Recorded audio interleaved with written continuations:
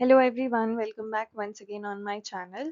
And today we will be studying about emotional intelligence. Emotional intelligence क्या होती है, क्यों वो ज़रूरी है समझना और कैसे हम उसे डेवलप कर सकते हैं, क्यों उसको अपने अंदर डेवलप करना ज़रूरी है, एटसेट्रा सब कुछ हम देखेंगे.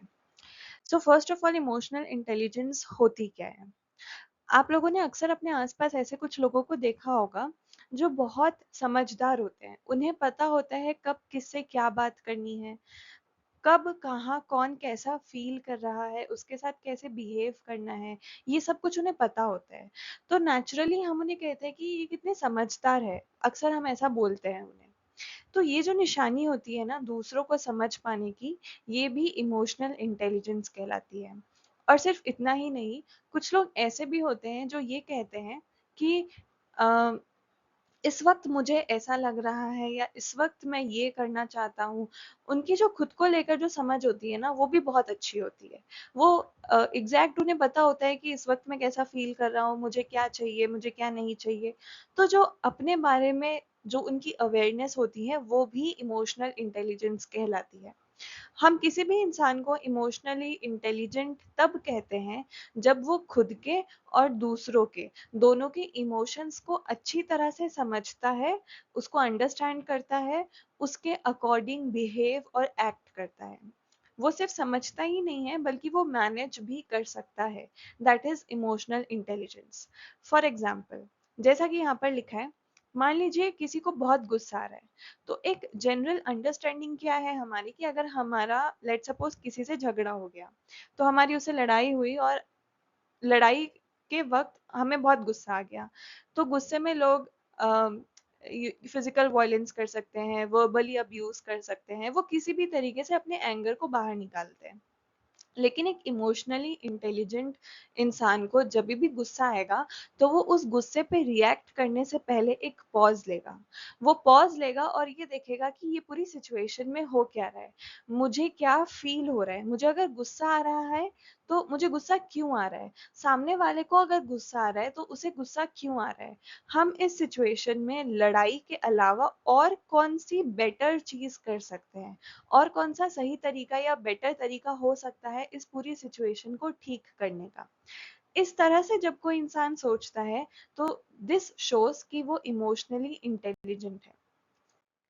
व्हाई इज इट इम्पोर्टेंट, क्यों ज़रूरी होता है कि कोई इंसान इमोशनली इंटेलिजेंट फील भी करे, इमोशनली इंटेलिजेंट अपने आप को बनाए भी, और क्यों इमोशनल इंटेलिजेंस इन जनरल ज़रूरी है आज के टाइम में भी और सबके अंदर बेसिकली. सो लाइफ में अगर किसी को भी सक्सेसफुल होना है तो उसके पास इंफॉर्मेशन या नॉलेज होना ज़रूरी है. हम सब जानते हैं कि जिसका आईक्यू बहुत हाई होता है, जो बहुत शार्प होते हैं, जो पढ़ाई में बहुत अच्छे होते हैं, वो अक्सर बहुत अच्छा काम करते हैं अपनी लाइफ में. That is IQ. लेकिन एक और चीज है जो बहुत ज्यादा इंपॉर्टेंट होती है. अगर हम लॉन्ग टर्म में देखें तो लॉन्ग टर्म में वही इंसान अपनी लाइफ में सक्सेस को पाता है, वही इंसान रियल मायने में ग्रो करता है, असली तरीके से अपनी लाइफ को जीता है, जो कि इमोशनली इंटेलिजेंट होता है. इमोशनल इंटेलिजेंस सिर्फ ज़रूरी नहीं है कि जब भी हम अच्छी बातें करते हैं या जब भी किसी इंसान को हम कहते हैं कि ये कितना अच्छा है, कितना समझदार है, ज़रूरी नहीं है कि सिर्फ ऐसे ही टाइम पर इमोशनल इंटेलिजेंस यूज़ आती है. आपने बहुत बार देखा होगा कि कंपनीज जब भी किसी को अपॉइंट करती है, जब भी कोई जॉब की वैकेंसी निकलती है, कभी किसी का इंटरव्यू होता है, तो वो अक्सर ऐसे लोगों को ढूंढते हैं जो इमोशनली इंटेलिजेंट होते हैं. और ये वो लोग पता लगाते हैं अलग-अलग तरीकों से. अक्सर जब हम इंटरव्यू में जाते हैं, किसी एग्ज़ाम के इंटरव्यू में जाते हैं या फिर किसी जॉब के इंटरव्यू में जाते हैं, तो वो हमसे सिचुएशन बेस्ड क्वेश्चंस पूछते हैं. वो हमसे तरह-तरह के सवाल करते हैं कि इसमें तुम कैसा करोगे? अगर ऐसा कुछ हो गया तो तुम कैसा डिसीजन लोगे? ये सारी चीज़ें कहीं न कहीं डायरेक्टली या इनडायरेक्टली आपके इमोशनल इंटेलिजेंस को चेक कर रही होती है कि आप कितने ज़्यादा वाइज़ हैं, कितना ज़्यादा आप कितने ज़्यादा इमोशनली इंटेलिजेंट हैं. मतलब आप किसी भी सिचुएशन में खुद को कितना बेहतर समझ पा रहे हैं, सामने वाले को कितना बेहतर समझ पा रहे हैं, और दोनों के लिए जो बेस्ट है वही एक्शन चूज करते हैं.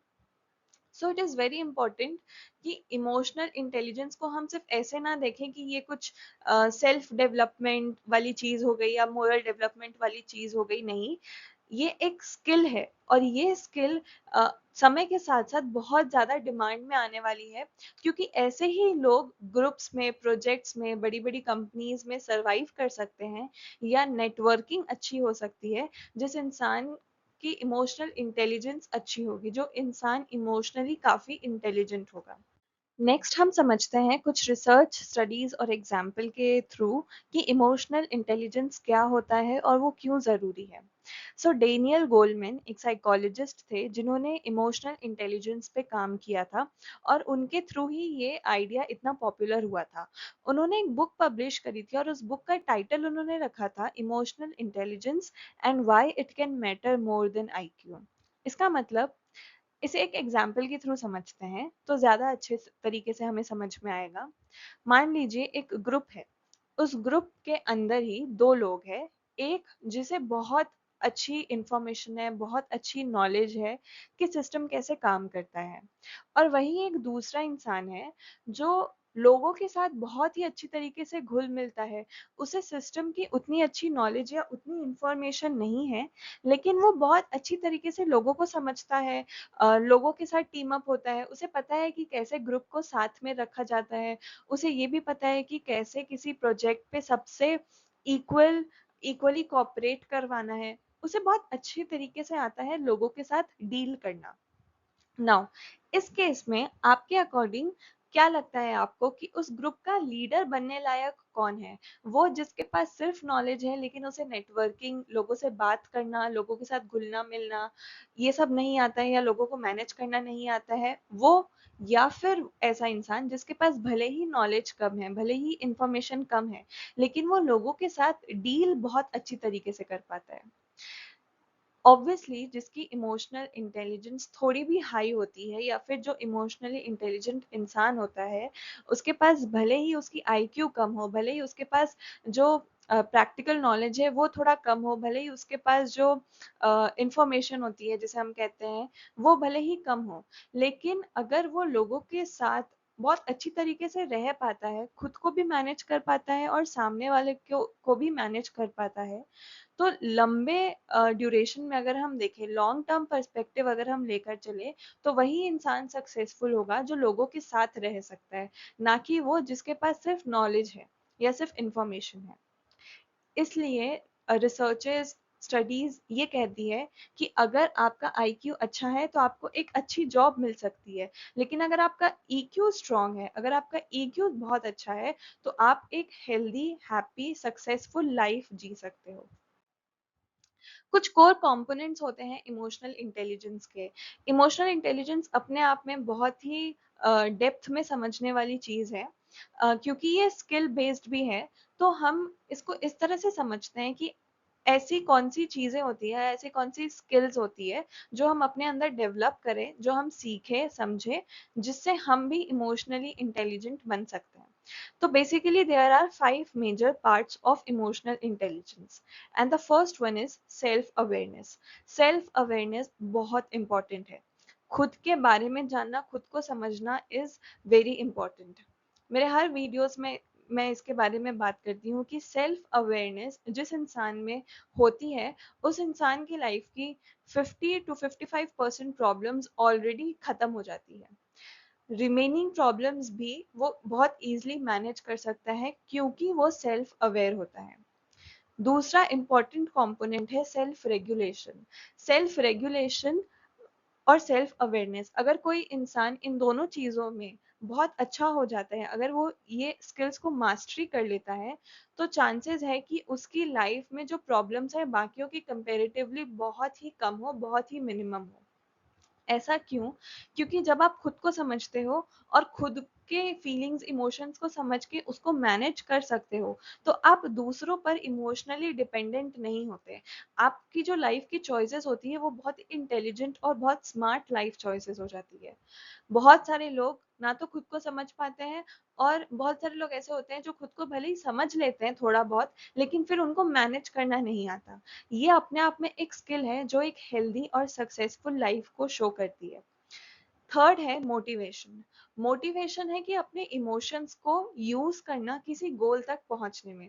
ये तभी पॉसिबल है अगर आप सेल्फ अवेयर हो, अगर आप अपने इमोशंस को रेगुलेट कर सकते हो, खुद को मैनेज कर सकते हो, तभी आप अपने इमोशंस और फीलिंग्स को यूज करके एक बड़े गोल को हासिल कर सकते हो। इसके बाद आता है empathy. Empathy is also very important. Empathy क्यों जरूरी है? अगर मैं एक शब्द एक लाइन में कहूँ तो ये दुनिया में जो जो भी अच्छाई हम कहते हैं वो एम्पैथी की वजह से है। एम्पैथी मतलब होता है कि जो मैं फील कर रहा हूँ, लेट सपोज अगर मुझे किसी चीज के लिए बुरा लग रहा है तो सामने वाले को भी किसी चीज के लिए बुरा लग सकता है। या फॉर एग्जाम्पल सामने वाला अगर किसी दुख में है तो उसे कितना ज्यादा दुख महसूस हो रहा होगा, उस चीज को समझना एम्पैथी होती है। Putting yourself in others shoes is what empathy means. Empathy मतलब होता है कि जब आप किसी के साथ रिलेशनशिप में है, एक ग्रुप में लोगों के साथ है, या फिर एक सोशल सेटिंग में है, तो आप जिस तरह से खुद को समझ रहे हैं वैसी ही समझ आपके अंदर दूसरों को लेकर भी है। मतलब अगर आप खुश हैं तो सामने वाला भी खुश हो सकता है। अगर आपको किसी चीज का बुरा लग रहा है तो उस चीज का बुरा सामने वाले को भी लग सकता है। इस लेवल की जो अंडरस्टैंडिंग होती है वो तब आती है जब हम एम्पैथेटिक होते हैं। And last one is social skills. Social skills का मतलब होता है जब हम खुद को समझ रहे हैं, खुद के इमोशंस को यूज कर रहे हैं अपनी भलाई के लिए और सामने वाले की भलाई के लिए, हम सामने वाले को भी समझ रहे हैं और इन सब के बीच में अपने सोशल स्किल्स को यूज कर रहे हैं for the betterment of each one of us. मतलब हम सोशल रिलेशनशिप मेंटेन कर रहे हैं, जो सोसाइटी में हमारे नॉर्म्स हैं हम उन्हें फॉलो कर रहे हैं, जो हमारा सोशल रोल है हम उसे भी फॉलो कर रहे हैं। तो इन सब को मिलाकर हम इमोशनली इंटेलिजेंट बनते हैं।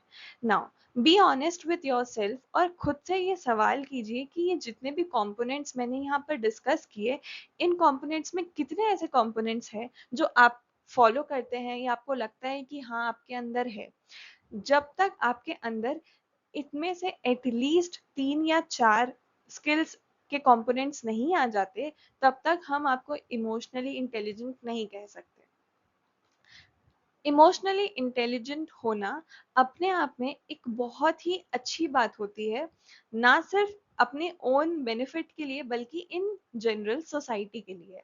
अगर सोसाइटी में ऐसे लोग की जो अमाउंट है वो बढ़ जाए जो कि इमोशनली इंटेलिजेंट है, तो हमारी सोसाइटी में बहुत हद तक बैलेंस आ जाएगा। लास्ट हम इमोशंस अपने अपने इमोशंस को किस तरह से मैनेज कर सकते हैं और किस तरह से हम इमोशनली डेवलप कर सकते हैं। सो इसके लिए एक एक्सरसाइज है जो आपको एवरी डे प्रैक्टिस करनी है। इस एक्सरसाइज में सबसे पहले अगर आपके साथ कुछ भी होता है, कुछ भी ऐसा होता है जिसमें एकदम से आपका इमोशनल रिएक्शन ऊपर चला जाता है, मतलब एकदम से आपको बहुत ज्यादा गुस्सा आ जाता है, या फिर अचानक से आपको बहुत ज्यादा किसी से जलन हो रही है, बहुत ज़्यादा आपको बुरा फ़ील हो रहा है, अचानक से बहुत ज़्यादा आपको गिल्ट या शेम फ़ील हो रहा है, वो कुछ भी इमोशन हो सकता है जो इंटेंसली आप फ़ील कर रहे हो and all of a sudden आप फ़ील कर रहे हो किसी सिचुएशन से ट्रिगर होके। तो जब भी ऐसा कुछ होता है तो आपको वहाँ पर एक पॉज़ लेना है। आपको उस पूरी सिचुएशन से स्टेप आउट करना है। आपको उस पूरी सिचुएशन को दूर से एक third person point of view से देखना है। दूसरा आपको रिफ्लेक्ट करना है और खुद से पूछना है कि ये सब क्या हो रहा है, क्यों हो रहा है और मुझे ऐसा क्यों फील हो रहा है। जो वो पॉज होगा वो आपको बहुत कॉन्शियसली लेना है। बहुत बार होता है हम फ्लो फ्लो में इन सब चीजों को याद नहीं कर पाते और इसी चीज को आपको प्रैक्टिस करनी है। कंटिन्यूअस बेसिस पे जब आप इसको प्रैक्टिस करोगे तो आप ऑटोमेटिकली इमोशनली इंटेलिजेंट बनते चलोगे। And last but not the least, आपको वाइजली एक्ट करना है। हर जगह एक समझदारी दिखाइए और वो समझदारी की समझ कहाँ से आएगी? जब आप प्रीवियसली एक्सप्लेन्ड 5 कंपोनेंट्स को प्रैक्टिस करते हैं, जो कि है empathy, self awareness, self regulation, social skills and motivation. Thank you.